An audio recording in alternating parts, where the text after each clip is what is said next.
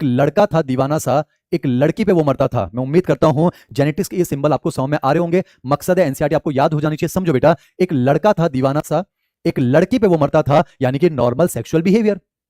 बेटा लड़का जो है वो लड़की पे मर रहा है, यही तो उसका नॉर्मल सेक्सुअल बिहेवियर है। कम से कम एनसीईआरटी आपको याद हो जानी चाहिए। मकसद कोई छिछोरापन नहीं है बच्चों। मैं फिर दोहराता हूं, 720 की तैयारी चल रही है, एनसीईआरटी जबान पर होनी चाहिए। तो इस कहानी का टाइटल क्या है? The functions of limbic system according to NCERT. तो कहानी जल्दी सुनते हैं।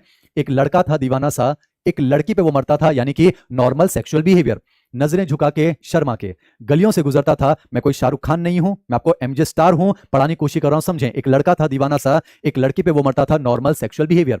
नजरें झुका के शर्मा के गलियों से गुजरता था।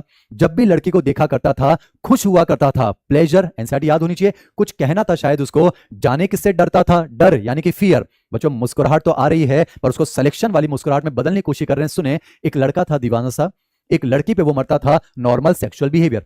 नजरें झुका के शर्मा के गलियों से गुजरता था। जब भी लड़की को देखा करता था खुश होता था। प्लेजर, कुछ कहना था शायद उसको, जाने किससे डरता था? फियर। और एक चीज समझे बच्चों, अगर लड़का किसी लड़की से कुछ कहने से डर रहा है या फिर लड़की किसी लड़के से कुछ कहने से डर रही है तो अच्छी बात है ना बच्चों, कोई डिस्ट्रैक्शन नहीं होगा, आराम से पढ़ाई होगी, मां तक जाएंगे, सेलेक्ट हो जाएंगे। पर यहीं पर एंट्री होती है दोस्तों की। मैं आपको बता दूं बच्चों, दोस्त एक ऐसी प्रजाति है जो खुद नहीं पढ़ती है, अपने दोस्त को नहीं पढ़ने देती है। तो वो यहां पर उस डरते हुए दोस्त को मोटिवेट करने आते हैं। क्या करते हैं बेटा? मोटिवेशन, भयंकर मोटिवेट करते हैं। भाई तू डर क्यों रहा है?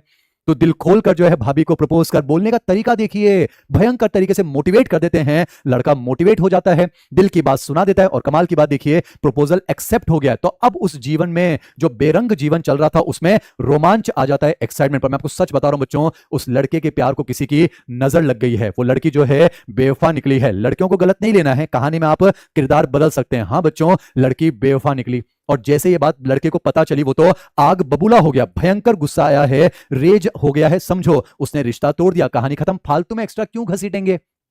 जब एनसीईआरटी के एग्जाम्पल खत्म तो कहानी खत्म। तो याद रखेंगे, एक लड़का था दीवाना सा, एक लड़की पे वो मरता था, नॉर्मल सेक्सुअल बिहेवियर। लड़की को देखता था खुश होता था, प्लेजर। कुछ कहना था उसको पर डरता था, फियर। दोस्तों ने मोटिवेट कर दिया, प्रपोजल एक्सेप्ट हुआ तो जीवन में एक्साइटमेंट आ गया। लास्ट में बेवफाई फिगर से गुस्सा आ चुका है और रिश्ता टूट गया है। कहानी यहीं पर खत्म होती है। तो बच्चों इसी के साथ कंप्लीट होता है हमारा फोर ब्रेन। अब हमें पढ़ना है मिड ब्रेन, फिर हम